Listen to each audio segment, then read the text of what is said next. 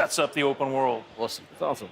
And what can you tell us about our main character, Deacon St. John? Like, what was the inspiration behind this character?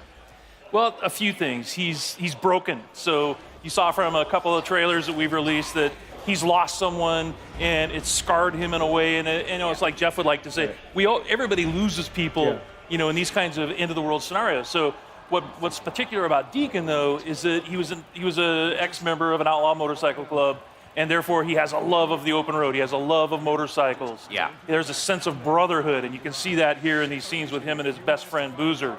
And so it was that combination that really sort of drew us to this particular character. Right, we're going to continue to learn about him as you're playing the game, correct? About him and his backstory and why he is the way he is.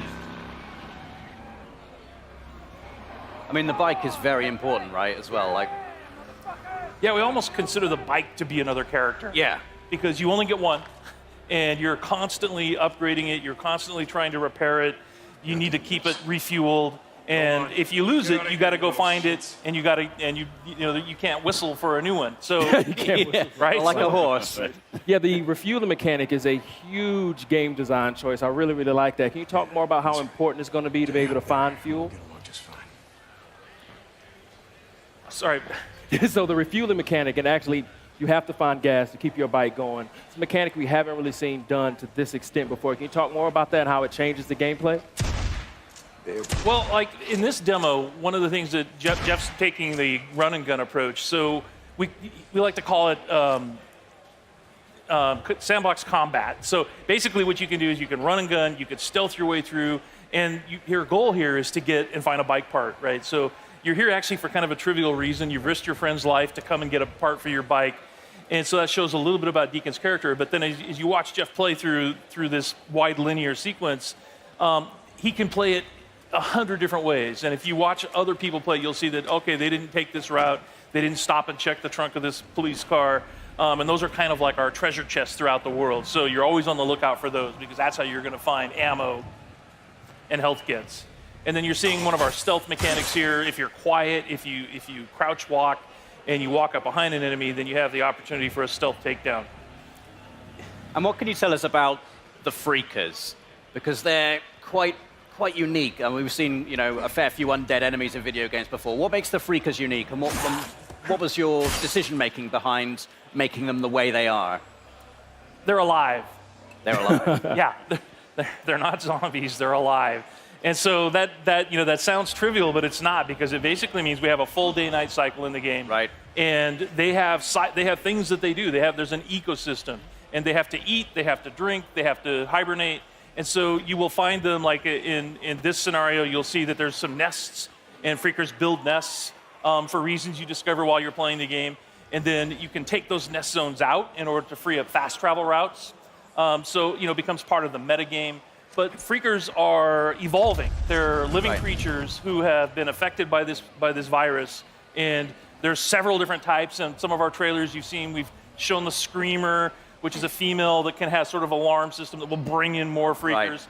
We have the infected bear, so it infects animals. In our last trailer, we showed mountain lion and the crows. Right, so you have so it's just it's a wide variety of challenges for the player. And like we said, the world comes for you, and that's part of it. Is that these creatures are always after you, and at night they're stronger. Yeah. If it starts raining, they become stronger.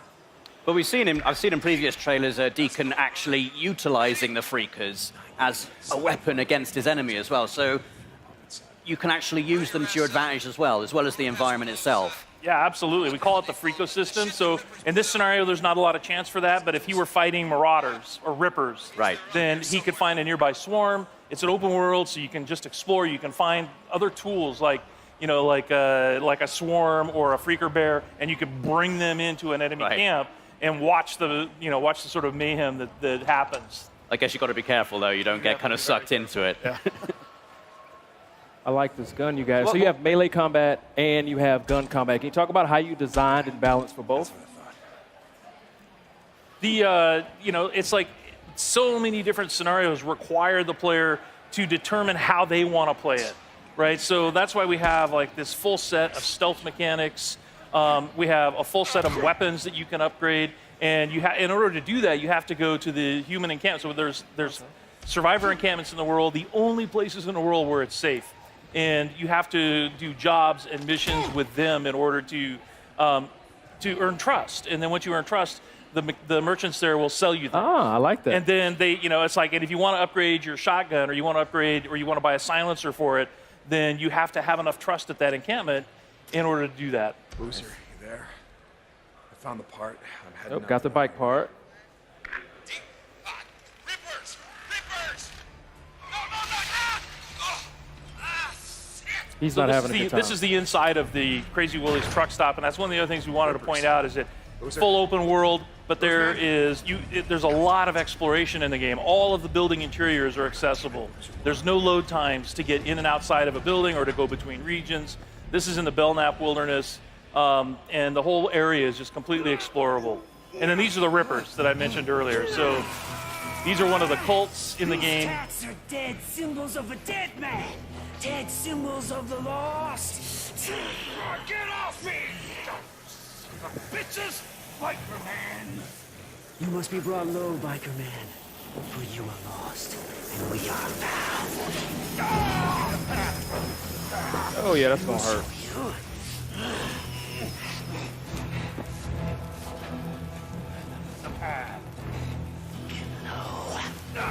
Get low. Low. So you can see they're not very friendly. You've talked about having freedom in terms of how you approach missions, so you can approach them stealthily, you can go in all guns blazing if you want to. What kind of freedom do you have in terms of the mission structure, in terms of the story? Do you get to make story choices in the game, or is it like sort of like a linear narrative path you're going to be taking?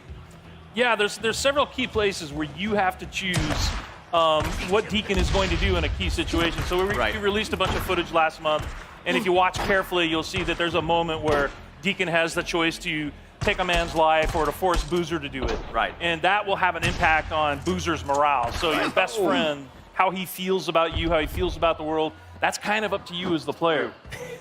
Awesome. Did you just die? Yeah, he Hey, we died. just wanted to prove that that was our scripted. You're keeping die. it real. Is that really what just happened? We wanted to prove that it was real. That was. And you will die in this game. Yes, you will die lots. All right, so you tried doing sort of a stealthy approach, and now you're just going to go in with a shotgun and blow them away. Ooh, get that headshot. Or baseball bat, that works. Yeah. Can you tell us anything about what has happened in the world? You know, why are we in this post-apocalyptic situation? Like, are you able to reveal like kind of what has happened, what has led to this transition? Yeah, it's one of those things that we really want the player to sort of learn as they go. So there are answers, Right. but you have to explore. There's a, we've introduced this group called NERO, which is our National Emergency Response Organization. They're out in the world. They have these MMUs that you're trying to break into in order to get medical supplies. They're part of the story. And, obviously Deacon has lost somebody. We saw that in a trailer. That's part of the story. And as far as like the pandemic and the hordes that you run into constantly, these all sort of weave together to sort of explain how we got, to this place in this world. Cool. And we're really excited to have players get into the world and just sort of explore and let us know what they think.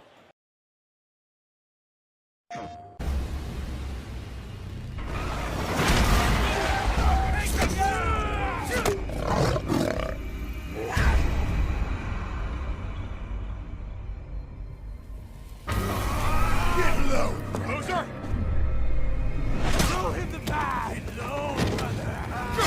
You or Boozer have a run-in with RIP the last couple of days? Why? One of my men escaped a Ripper camp, got tortured, like they always do. But this time they kept asking me if you knew about it. 2 bikers, 2 men. The Ripper called them mongrels. If you ask me, you got a price on your head.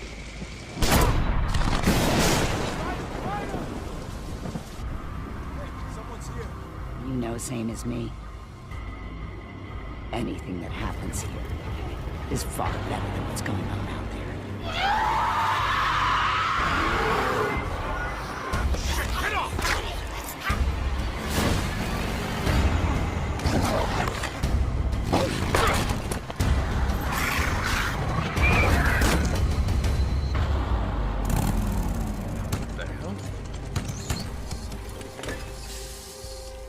Perfect.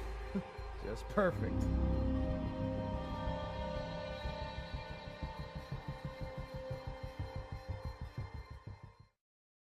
PlayStation